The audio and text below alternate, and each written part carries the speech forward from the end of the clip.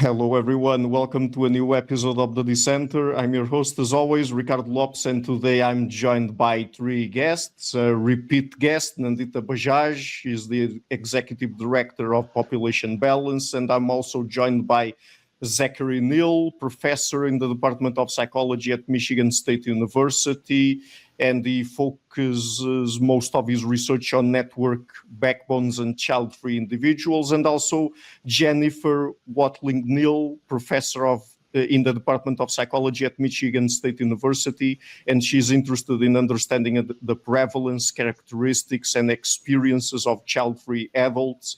And today we're going to talk about child-free choices, a critique of Stephen J. Shaw's documentary Birth Gap, and pronatalism, and some other related topics. So welcome to all of you. Nandita, you're a return guest. Nice to see you again. And Zach and Jennifer, nice to meet you. Thank you, Ricardo. Great to see you. Yeah. Thanks for having us on, Ricardo. Yeah, I'm looking forward to this conversation. Okay, so Jennifer, perhaps I will start with you. What is it to be child-free? Because I guess that when most people hear the term child-free, probably they have some misconceptions about what it means, right? Yeah, that's a great question, Ricardo. So people who are child-free are people who don't have any children, and more importantly, they don't want any children. So they don't have the desire to have children. And that makes them pretty different from other types of non-parents. So you have some people out there that I would kind of call not yet parents. Those are folks that don't have any children yet, but they want to have children in the future. There's also people who don't have any children, but really, really wanted to have children. Those people oftentimes we would refer to as childless. So child-free people, the thing that differentiates them is that they don't have the desire to ever have children. Mm. So child-free is always voluntary, right? It is a voluntary state, yes. Okay. And childless is the term you would use to refer to people who are involuntarily childless. Is that Yeah, that's exactly right. So sometimes in the academic literature, you'll even see child-free people referred to as voluntarily childless, and childless people referred to as involuntarily childless. Okay, so just to dispel some perhaps misconceptions here that people might have, does child-free have anything to do with being anti-children? I mean, is it that people who are child-free just don't like children? I mean, does it have anything to do with that or not? No, so being child-free doesn't actually necessarily mean that people don't like children. So that's sort of a myth about child-free people. In fact, there's a lot of child-free people out there that are in jobs that are related to children. So there's child-free teachers, child-free pediatricians, right? So actually being child-free, it doesn't necessarily mean that you hate children. It just means that you don't want to have children personally for yourself. Yeah. So, Zach, perhaps I will ask you this question. Is a child-free choice something that people advocate for or try to impose on others, or is it simply a decision that they make for themselves? Yeah, it's a great question. I think it varies by individual. The vast majority of people that we've encountered that are child-free or identify as child-free simply see it as a personal choice they've made for themselves. Now, there may be some people out there who identify as child-free and advocate or identify some of the advantages of a life without children. But being child-free itself is not an advocacy position. Certainly, there's no agenda on behalf of child-free people that are attempting to impose or cause other people to not have children. For the majority of child-free people, this is just a personal choice they've made for themselves, and they're perfectly happy that some other people may be child-free, some other people may want to have children, some other people are parents, and they're perfectly okay with others living the reproductive lifestyle that they've chosen for themselves. So it's really an individual choice. I mean, I guess that no one's out there doing activism to try to create policies to prohibit people from from procreating, right? Certainly, it's certainly not something that we've seen. Yeah, me neither. So, I mean, I don't know which of you wants to answer this question, but I would like to ask you about are most people without children, as Stephen J. Shaw argues or makes or tries to make the case for in his documentary Birth Gap, childless by circumstance? And I mean, are they do they really not want children? And I mean, basically the claim in the documentary is, and I'm going to cite it here, a 2010 meta-analysis by Professor Renske Kaiser would suggest that 10% of women who are childless are child-free, having chosen not to become mothers, and 10% are childless for medical reasons, including infertility. So that leaves a whopping 80% of women without children childless by circumstance. I mean, is there evidence to back that claim? It's certainly a claim that we're familiar with and that we're aware that that Mr. Shaw and others have made. We've not been able to locate the 2010 meta-analysis that he refers to in his film, and we've asked him to point us toward this study, and he's been unable to do so. We're very familiar with Dr. Kaiser's work on child-free and childless populations. And we've been unable, even in conversation with her, to find anything to support this claim. In fact, Dr. Kaiser's own work suggests that among people who do not have children, the majority are voluntarily childless or child-free. And the set of people who are childless by circumstance or childless for biological reasons is much, much smaller. Our own work using data on adults in the United States supports this. We find that among people who permanently are without children, the vast majority are in that situation voluntarily, while relatively small numbers are biologically childless or are what we might call socially childless, childless because they've not been able to find a partner or can't afford to have children. The vast majority who permanently do not have children are in that situation because they've chosen not to have children. So, to answer your question, we've been unable to find any support for Mr. Shaw's claim in our own data.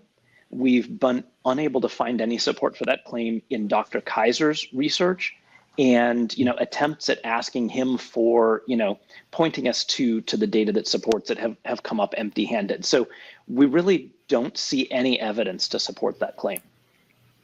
Yeah. And another claim that he makes in the documentary is there is no trend towards smaller families. People who do become parents are just as likely to go on to have 2, 3, 4, or more children as decades ago. It's all about having the first child with childlessness having exploded. I mean, is childlessness the cause of declining fertility rates, as he argues there? I don't think that there is evidence that it's just childlessness, right? So certainly folks who are child-free are not contributing to increasing fertility rates, right? We know that. However, we also are still seeing trends towards smaller families in a lot of places. And Nandita, I know that you also have did some work on the fact sheet for this. So I don't know if you want to jump in here as well. Yeah, definitely. Thanks.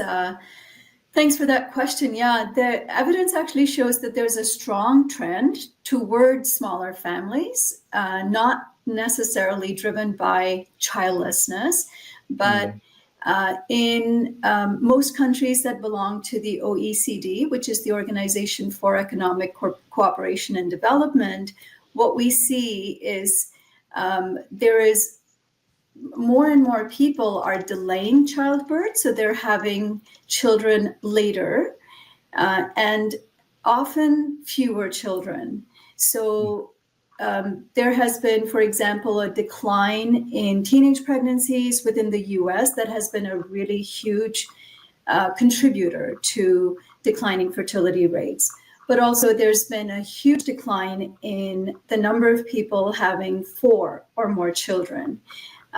Instead, we are seeing a rise in 1-child families, 2-child families, as kind of being more normal.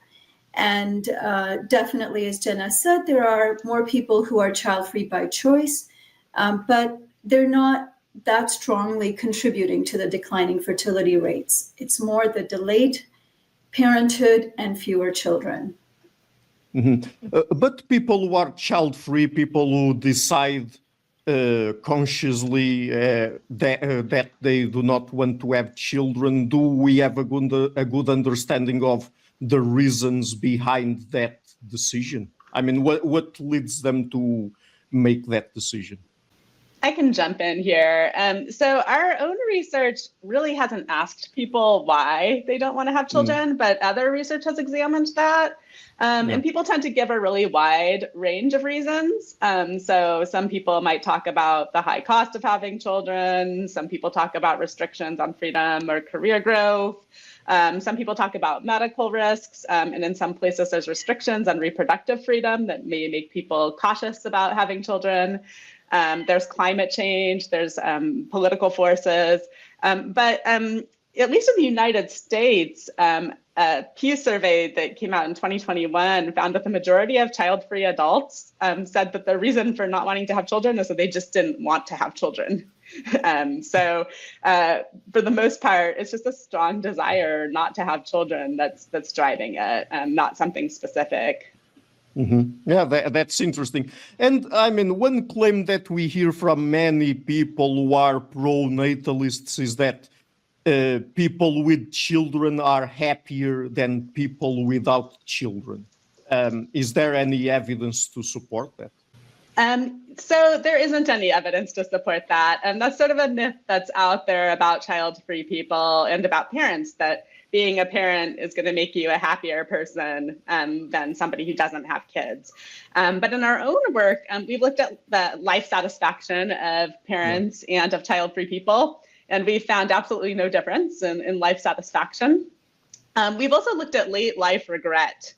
So child-free people, especially women, are often told they'll regret their decision later in life. But there's very little evidence that actually happens. In some of our own work, we compared the amount of life regret that older parents and child-free people experience over the age of 70, and we didn't observe any differences. So older child-free people had no more life regret than older parents. So there's not a whole lot of evidence that parents are somehow happier than child-free people, that they have a more life satisfaction, that they have less regret. Really, what seems to make people happy is doing what they want to do. So if you want to have children, and you become a parent, that would make you happy. If you don't want to have children and want to remain child-free, that will make you happy.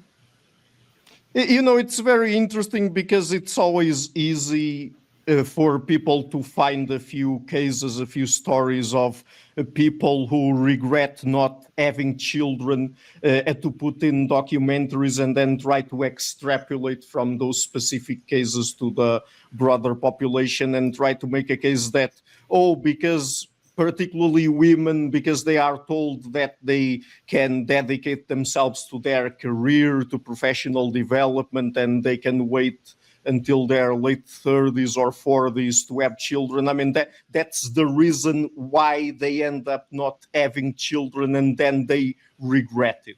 But I mean, that's not really a trend, or is it? Or that's not really one of the reasons that leads people to not having children?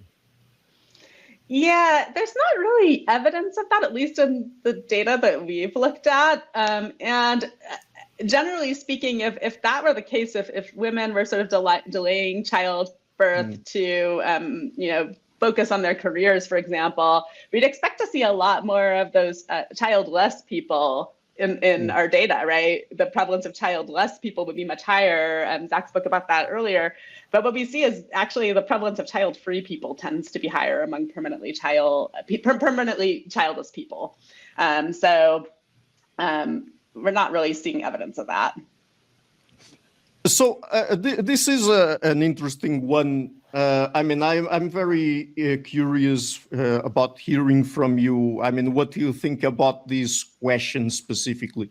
Have humans really evolved an instinct to reproduce, or simply an instinct to have sex? Because, I mean, one thing is different from the other, right? Yeah. And I would say, in looking at the research from anthropologists and biologists, there's a difference between the word instinct, which is something that we cannot control. It's just something naturally that happens. So compared to a drive, like a biological drive. So we may have the drive to have sex, and that's not even universal. But there's no kind of instinct that we cannot live without it, that it's so natural that we cannot control it. So in that way, neither the desire to have sex nor reproduce could be considered an instinct. But to go further, in terms of the drive, you could say that the capacity and urge for sexual activity could be, or often is, deeply rooted in evolutionary traits that facilitate reproduction. But the specific conscious desire to rear children is heavily influenced by social, cultural, environmental, and individual factors, rather than like a single universal biological drive that everyone has.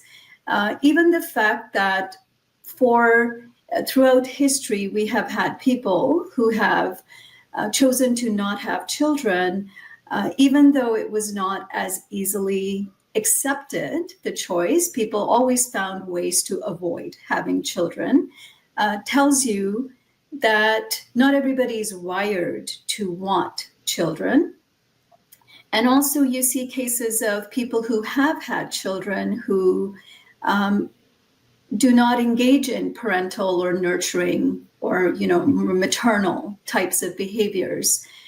So it would be also wrong to just assume that people who do have children naturally have some kind of a biological drive to nurture. That's not always the case either.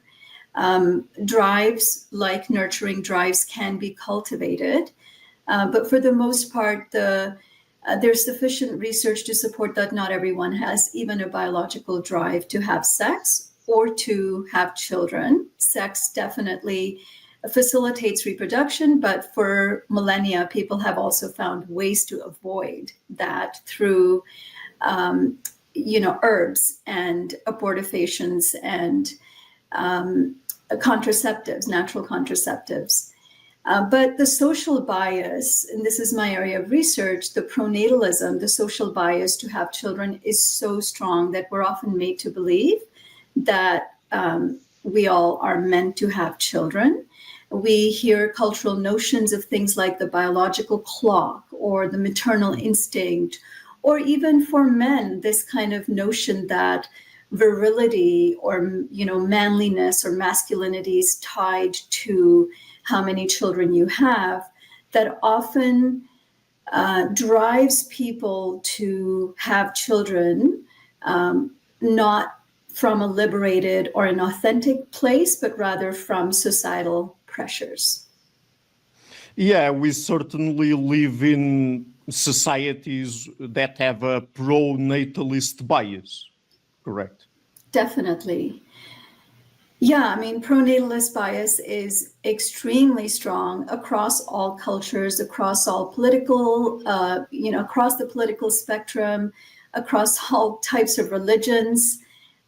Whether you're progressive or conservative, pronatalism is extremely strong. And really, the roots of pronatalism can be seen to have institutionalized with the start of empires and city-states about 5,000 years ago, when elites needed to strengthen states by having large populations. And that's when you see a very strong delineation between in terms of the gender roles, where women were expected to produce lots of children and men were expected to participate in war and be strong, etc. So a lot of the gender norms came about then. And journalist and author Angela Saini, her research also shows that in hunter-gatherer societies, women actually didn't have as many kids as they did after the rise of civilizations.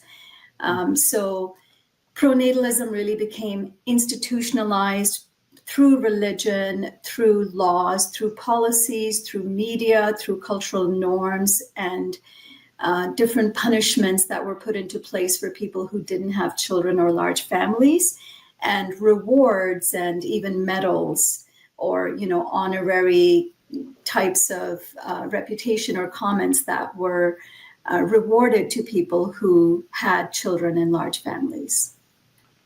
Which is interesting because sometimes we even hear from people who make arguments like Stephen J. Shaw makes in his documentary that one of the reasons why people nowadays, or there are more people nowadays who are childless or child-free than before is because people are exposed to ideas like antinatalism or something like that, as if antinatalism is or ever was popular in society, right? That's another really huge misconception, is that when people who are interested in promoting reproductive rights and reproductive autonomy and challenging pronatalism, that they are automatically advocating antinatalism, which is not true at all. Antinatalism can be seen as a philosophical or ideological position that sees having children as unethical. And that is not the case for most people who are child-free. Like Zach spoke about earlier, most people who are child-free simply want that choice to be available to everyone. Nobody really is going around and saying that because I don't have children, I want other people to not have children. There may be some antinatalists who do that, who actively promote non-procreation, but most people who are challenging pronatalism are challenging the coercive pressures that make it difficult for people to make liberated choices. We should be living in societies where whether you become a parent or not are equally valid and legitimate and acceptable choices in society. So I guess we've already ended up addressing this question to a large extent, but do people who reproduce really tend to want large families? Because that's another kind of claim that Stephen Shaw makes in his documentary. No, not only do we not have any evidence to support that, we actually have evidence that supports the opposite. The evidence suggests that as soon as people, especially women, have the choice to control their fertility, they tend to have fewer or no children. And we have been seeing that in the last 70 years. Fertility rates have been declining from what used to be 5 children on average per woman in her lifetime to now around 2.3. And that is happening across, you know, all situations, all countries, all religious settings, all political settings.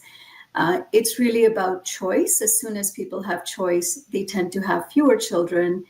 And, you know, on the other end of the spectrum, there are all these politicians and economists and religious leaders who are really panicking about fertility rates declining. And a big reason for that is all of those institutions for 5,000 years kind of have relied on a growing population to keep their institutions strong. And now that we are seeing this decline happen, really for the first time in history, through choice, the institutions that have relied on population growth are being threatened. And so they are trying all sorts of things in terms of pronatalist policies. Well, either they are trying to bribe people by giving tax credits and baby bonuses to encourage them to have large families, or they are going to the other end of the spectrum by instituting coercive types of policies like abortion bans and contraceptive restrictions, so that people don't have a choice to not have children. They're forced to have kids. And in both cases, whether it's coercive or it's supportive pronatalist policies, they are not working. Even in the most progressive, most generous Nordic countries, where we have very generous parental leave policies, childcare subsidies, healthcare subsidies, great gender equality, shared care work between partners, you are not seeing that trend of declining fertility reverse. And that just shows that once people have choice, no amount of government intervention is going to really reverse that, because people are not having kids for the state. I think. Go ahead. Sorry. Well, yeah. So I was just going to add to Nandita's point. So she was just speaking about the case of Nordic countries, which are very wealthy, very highly developed countries that have lots and lots of supports for potential parents, and we don't see those supports reverse a trend toward lower levels of fertility. We also see that. So Jenna and I have just completed a study of developing countries, largely throughout sub-Saharan Africa, but really throughout the world. And so looking at sort of the other end of the spectrum, and one of the things we see even in these developing countries that tend to be much poorer, have many fewer resources, one of the strongest predictors of whether or not an individual will be child-free, will choose not to have children, is the country's level of human development. That is, the level of access that individuals have to things like education and healthcare. And so even among these much poorer countries, we see that as access to healthcare increases, as access to education increases, the likelihood that an individual will choose voluntarily to not have children also increases. And so this is a trend that we see among the highly developed world in these sort of Nordic countries that have lots of wealth and lots of supports, but also in much poorer countries, when people have education, when people have access to healthcare, more broadly, when people have an opportunity to choose whether or not to have children, increasingly they choose not to have children. And so much of this comes down to the ability to make a choice. And I would imagine that having access to education also implies having access specifically to sex education, and in the case of healthcare, having access to Planned Parenthood. Would those things be included there as well, or not? Certainly. So access to healthcare could include access to things like contraception, to fertility planning. Access to education could include access to sex education, but it also more broadly, and especially in developing countries for women, access to education represents an opportunity for self-actualization, the ability to, have a career, to have a job, to do fulfilling work.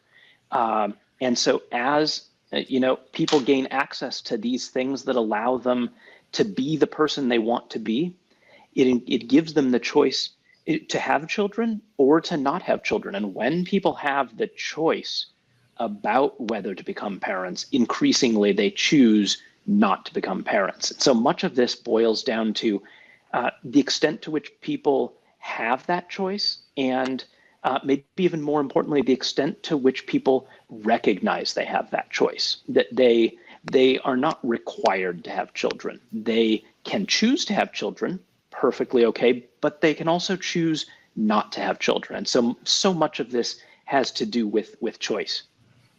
Mm-hmm. And if I can add one more thing to actually bolster that point, is there is another study that shows, it's a Swedish study that looked at 136 countries and the fertility data for those countries. And it shows that one of the greatest determinants of declining fertility rates, even ahead of education, is access to modern contraception. Even in settings where people do not have the ability to go to school or get higher education, which we believe should be universal human rights, it doesn't need to be a precursor to choice. As soon as people have access to fertility control, regardless of education level, fertility rates start declining across all education settings.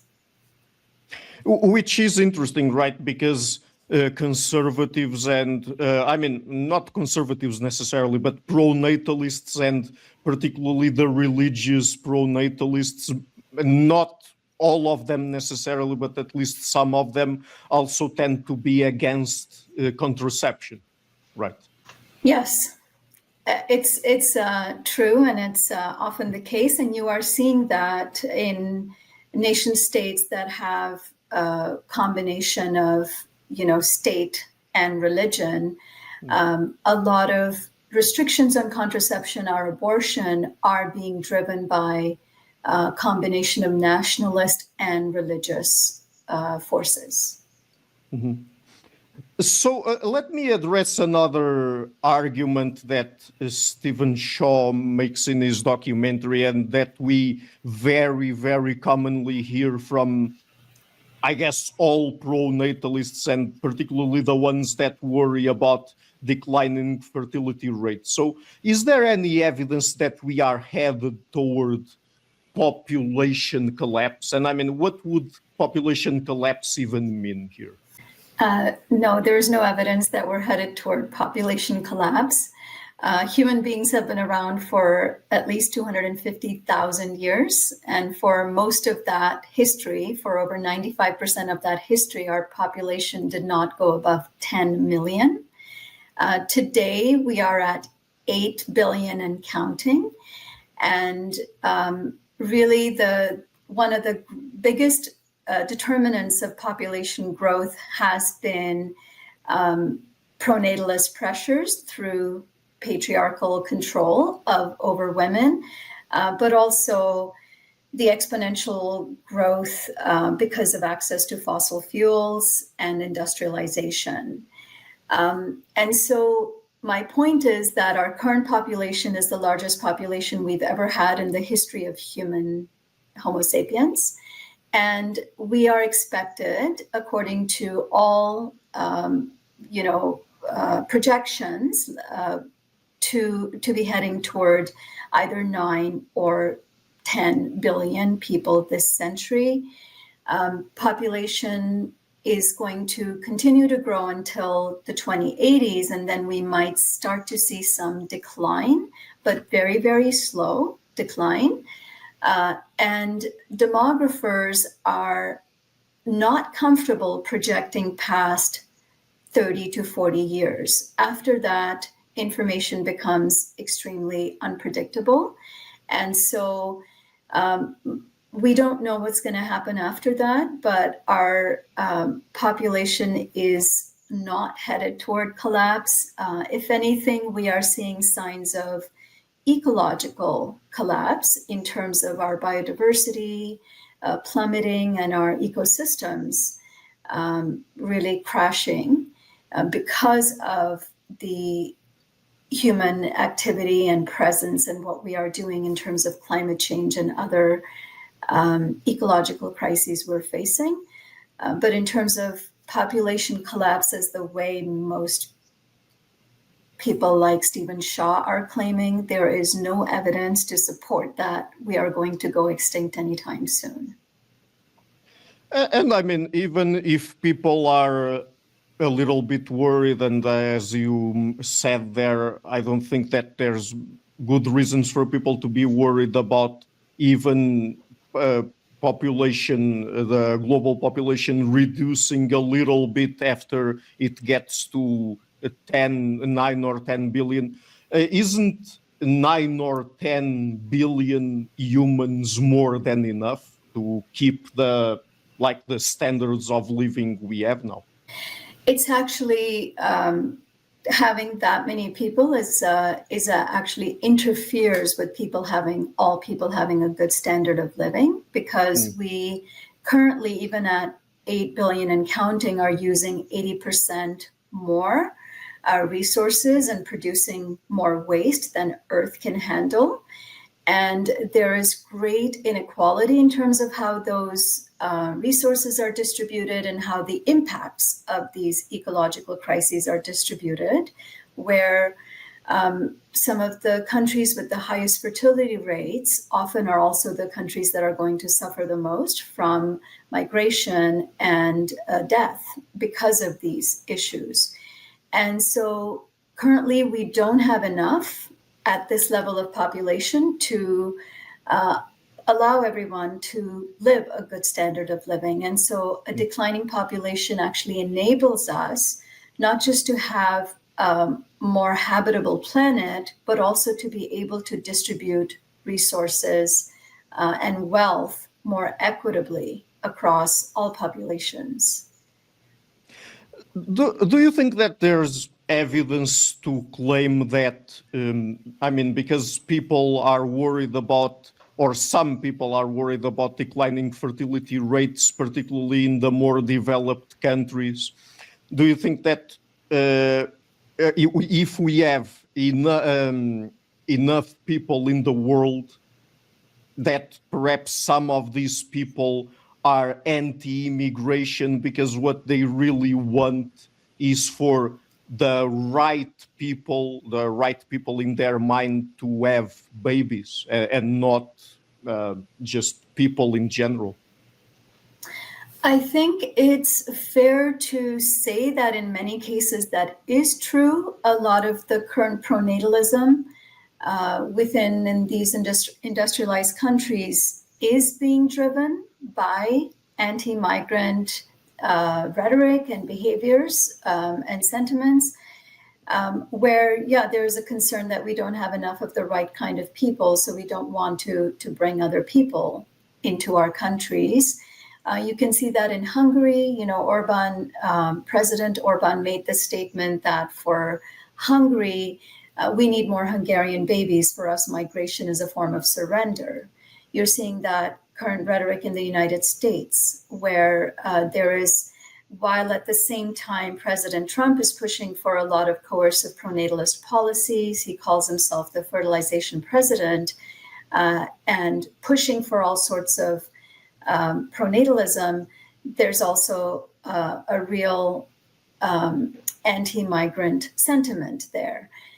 So it is true for many countries, but it's not necessary for pronatalism to be alive and well. Even countries that are pro-immigration can be very pronatalist. They just want more people, doesn't matter who they are, and they are often driven by economic reasons. They just want to keep the economy growing.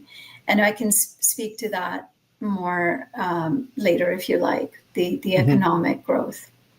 Yeah, I was just trying to say that certainly, at least in some cases, there's a link between a pro-natalist narrative and a far-right, racist, xenophobic narrative, right? Very much so, yes.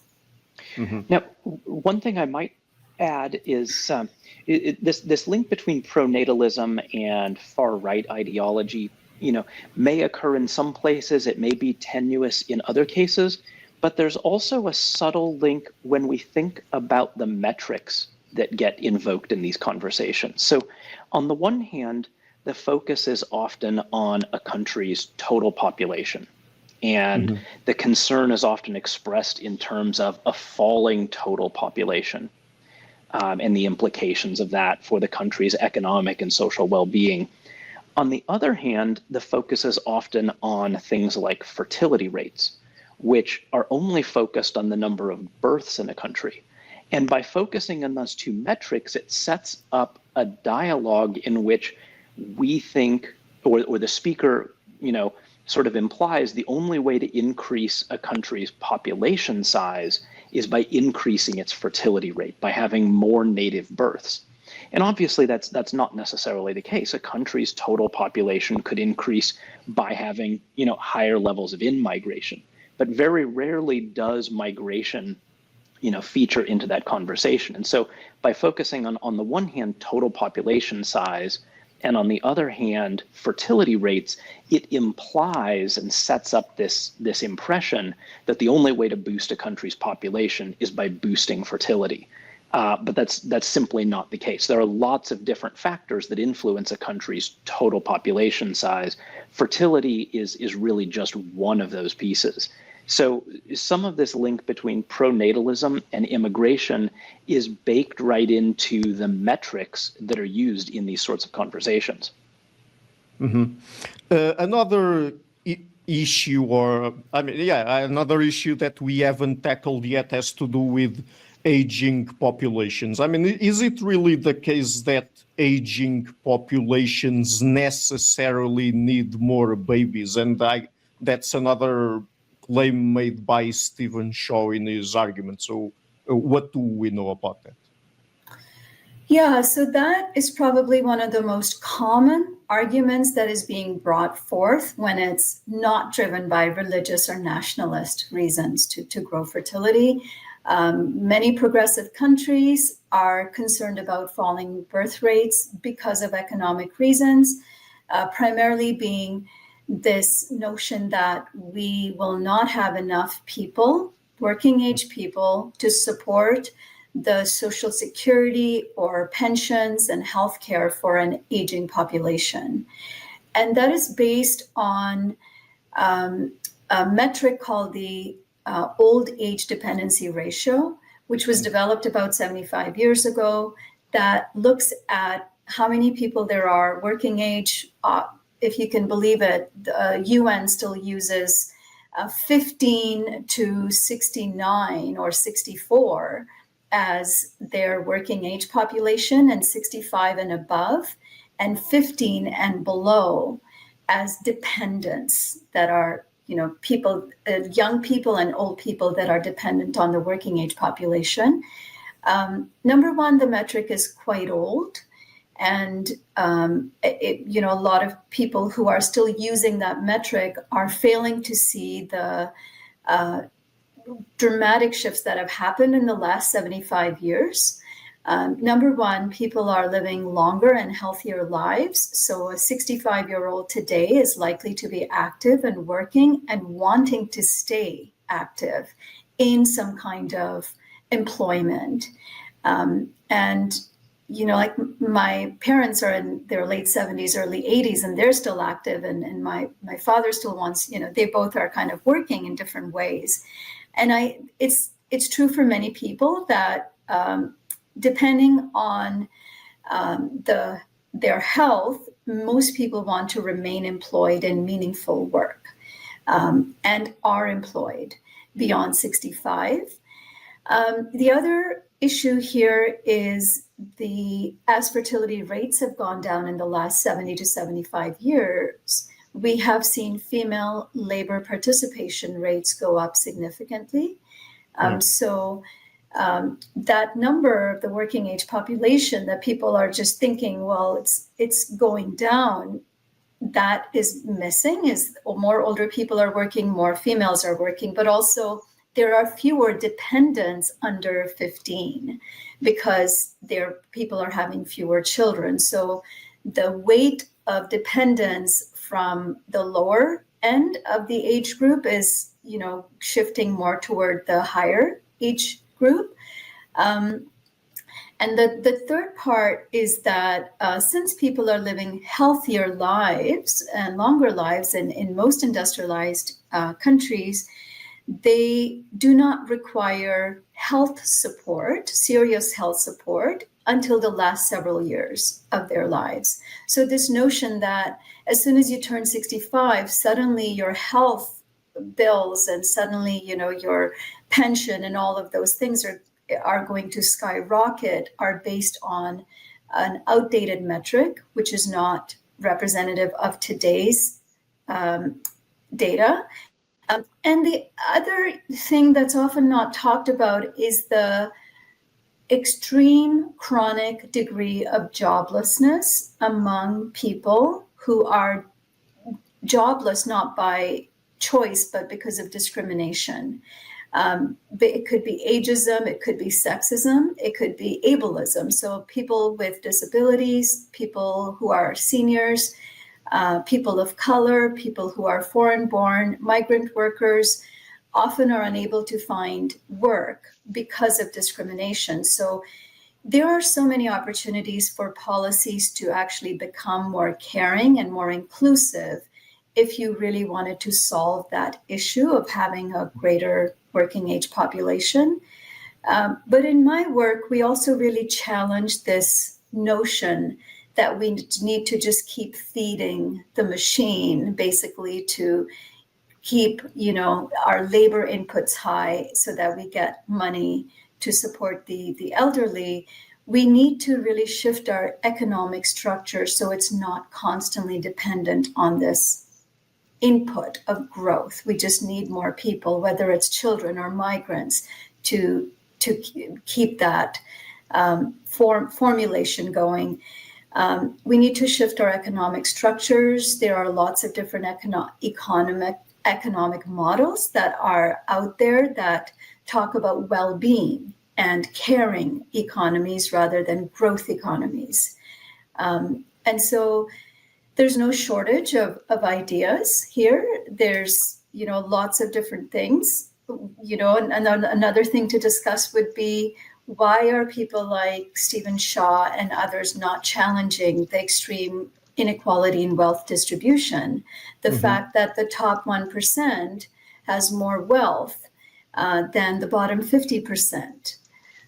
Why there is such an immense opportunity there to apply appropriate progressive taxes there to help with redistribution that can then go toward social safety nets like retirement, pension, and healthcare for older and younger people alike.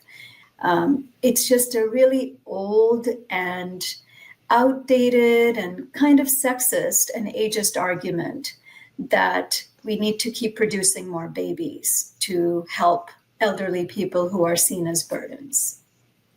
Yes, that last point you made, I was actually going to say that, we can tax the rich, of course, but then there's also the thing that many of these people do not consider in their projections when it comes to social security in the future and so on, that has to do with over time productivity tends to increase. And so if productivity increases, we need actually fewer people to sustain the same number of retirees, right? So, that's another thing. And it probably will go on increasing due to new technological developments and so on, and people having higher and higher education. So it's to be expected that it will go on increasing, and that will also contribute to us needing fewer people to sustain the same number of dependent people, right? And the other thing as well that I would add is that we tend to think that just because we pay pensions to older people, that's just social spending, but actually those people also contribute to the economy because they have to spend their pensions in different kinds of services and products. So it's not that we're just spending that money, that at the end of the day, it's the account is negative because of we giving that money to dependent people, right? Yes, that's right. Yes. So about the growing population, Nandita, you've already mentioned that, of course, it's bad for the environment, the climate, for us to have more and more and more people consuming and polluting and so on. But I guess that the other thing here as well that many times people do not consider is that having fewer people also has benefits in terms of accessing social services and better wages, because when there's fewer workers, usually wages go up, for example, and it's easier for the state to provide good quality social services to fewer people as well, right? Definitely. And that's a great point that you bring up, is for all of the panic around declining fertility rates and not having enough people in the workforce, part of that is, by a constantly growing population allows companies and industries to keep wages low because it keeps competition high, which means the benefits and the working conditions that are being provided for people are often quite poor because they are seen as easily disposable. Someone else will work for cheaper if you don't want to work. Whereas if you have tighter markets, labor markets, it does provide opportunity to provide greater wages, greater working conditions, greater benefits, but also to make the workplace more inclusive toward people who are unable to find work because of discrimination, as I mentioned before. So I agree with you that fewer people provides not just better working opportunities, but also greater, as Zach talked about, human development index goes up because you don't require all that money to go toward building more things and more infrastructure and more hospitals and schools, et cetera, but you can put that money toward better social services for the people who are currently there. In many countries where population is still growing really quickly, the services and infrastructure is not able to keep up with the growth in population. And so you see the human development index quality is very, very poor because there are just not enough, there's not enough services and money available to support the people.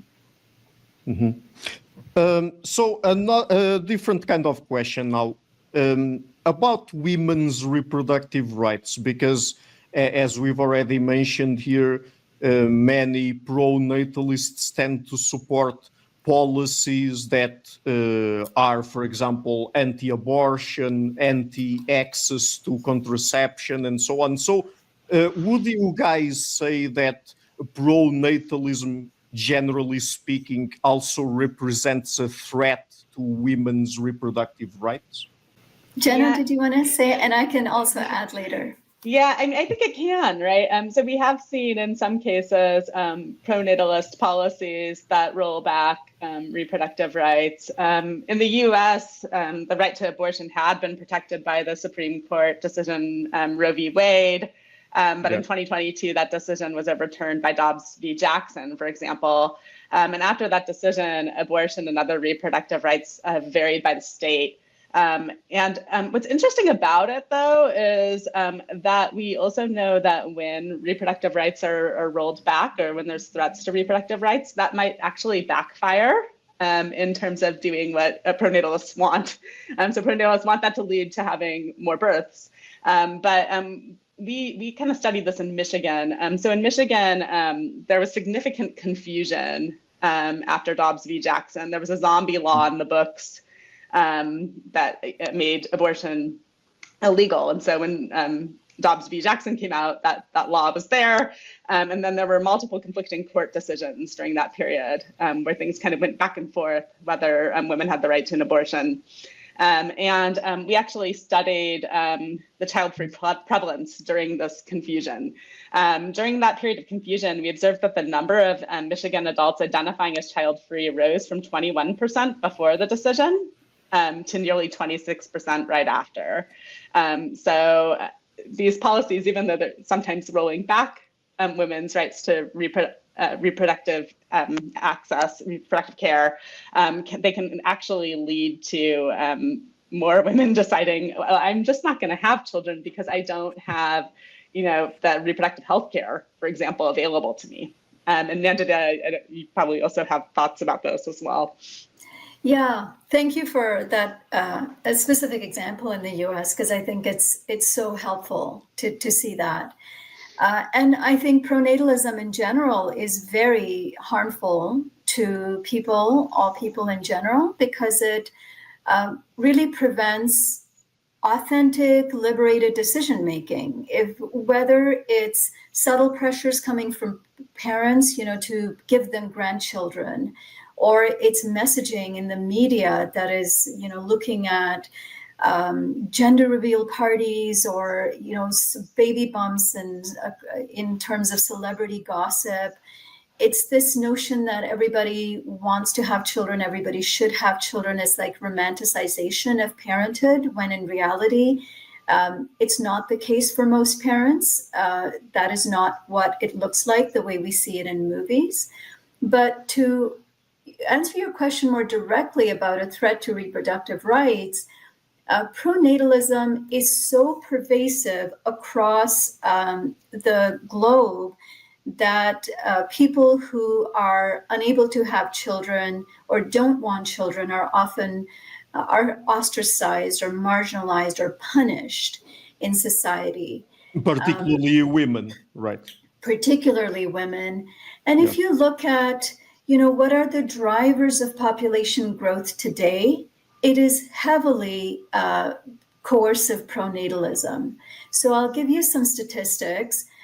Today, across the globe, including progressive countries with, strong gender equal laws, we see half of all pregnancies are unintended. And that's because of pronatalism. There's even internalized, notions of people not wanting to have an abortion because there's so much stigma attached to that. Or lack of, access to contraception.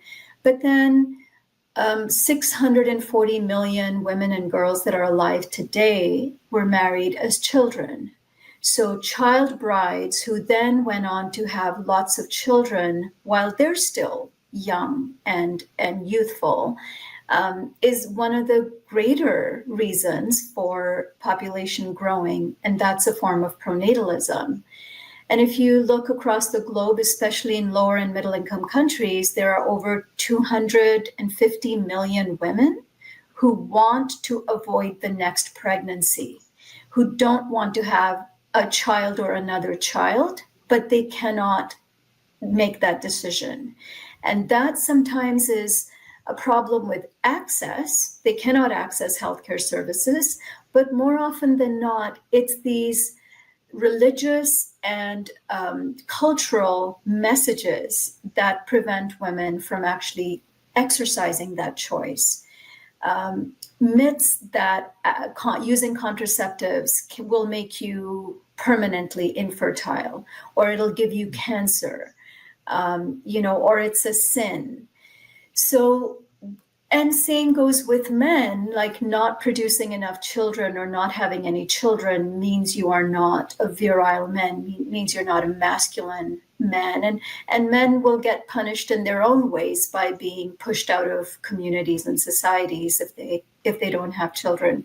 So yes, pronatalism of any kind prevents liberated choices, but especially the coercive kind is a direct threat to reproductive rights because people, are getting illegal abortions and dying from those because legal abortions and legal contraceptives are not available. Yes, earlier when I asked you directly about women's reproductive rights, it was not because I was trying to imply that men cannot be victims of discrimination for being child-free. Of course, they can be, and they are. It's just that since it's women or females that basically get pregnant, right, they are usually the ones that tend to get most discrimination from society, right? They are the ones that are discriminated the most for being child-free, not wanting children, and so on. I mean, when it comes to abortion specifically, it's interesting because actually many people argue, and even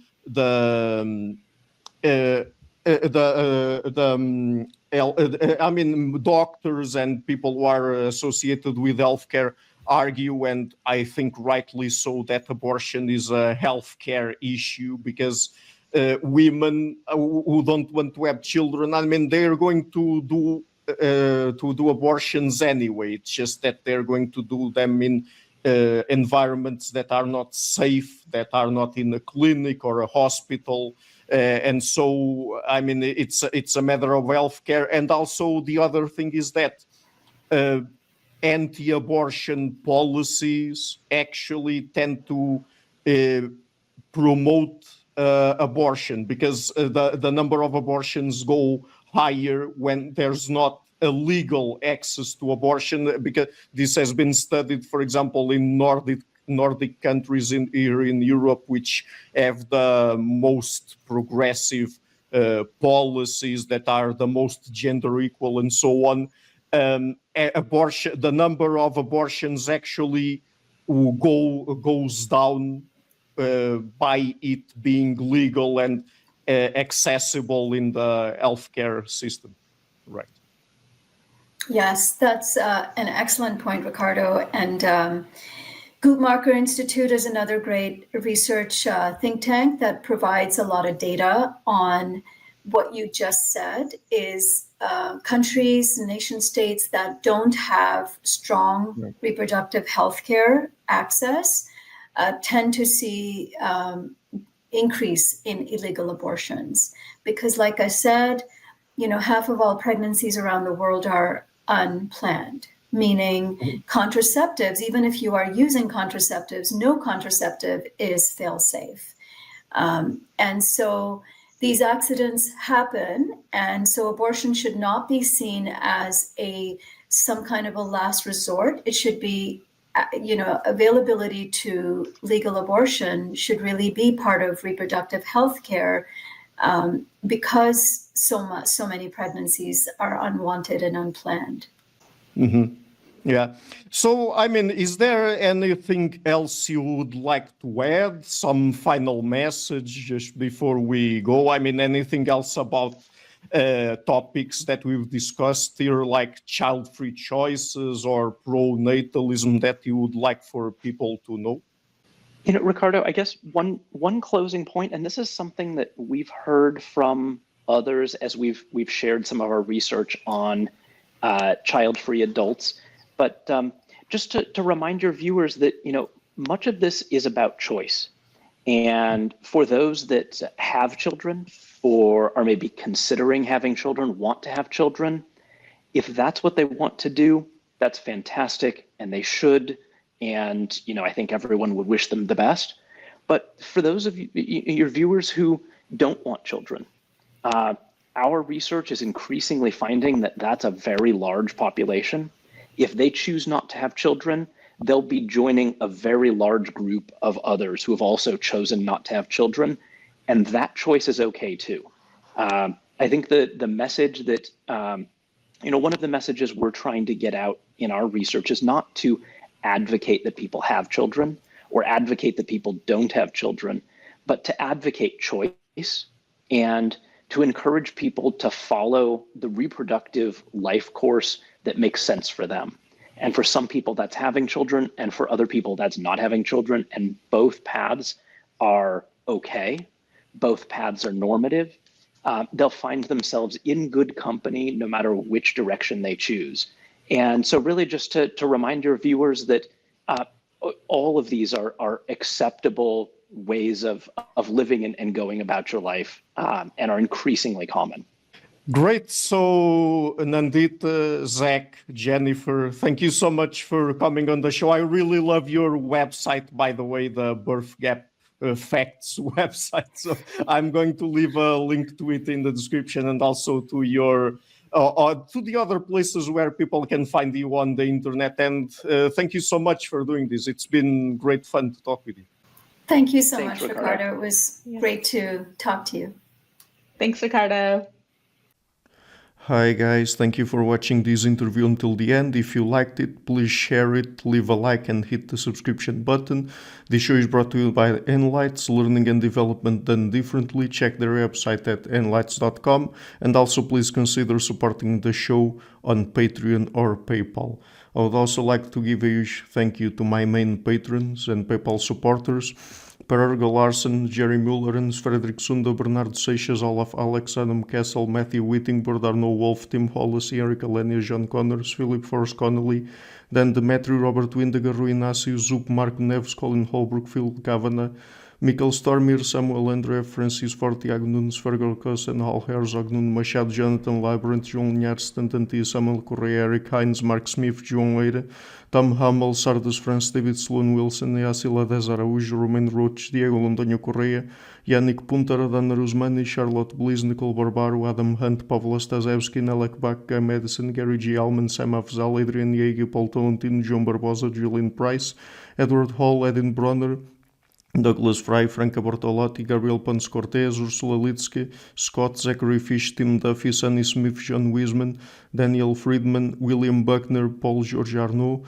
Luke Lowacki, Georgios Theophanes, Chris Williamson, Peter Wolozin, David Williams, Diogo Costa, Anton Erickson, Charles Murray, Alex Shaw, Maury Martinez, Coralie Chevalier, Bangalore Atheists, Larry Dealey Jr., Old Erringbon, Sterry, Michael Bailey, Dan Sperber, Robert Grassi, Igor N., Jeff McMahon, Jake Zool, Barnabas Radix, Mark Campbell, Thomas Dovner, Luke Nissen, Chris Story, Kimberly Johnson, Benjamin Galbert, Jessica Nowicki, Linda Brandon, Nicholas Carlson, Ismail Benzliman, George Coriatis, Valentin Steinman, Per Crowley, Kate Van Goller, Alexander Hubbard, Liam Dunaway, BR, Masood Ali Mohammadi, Perpendicular, Jonas Hertner, Ursula Goodenough, Gregory Hastings, David Pinsoff, Sean Nelson, Mike Lavigne, and Dios Necht.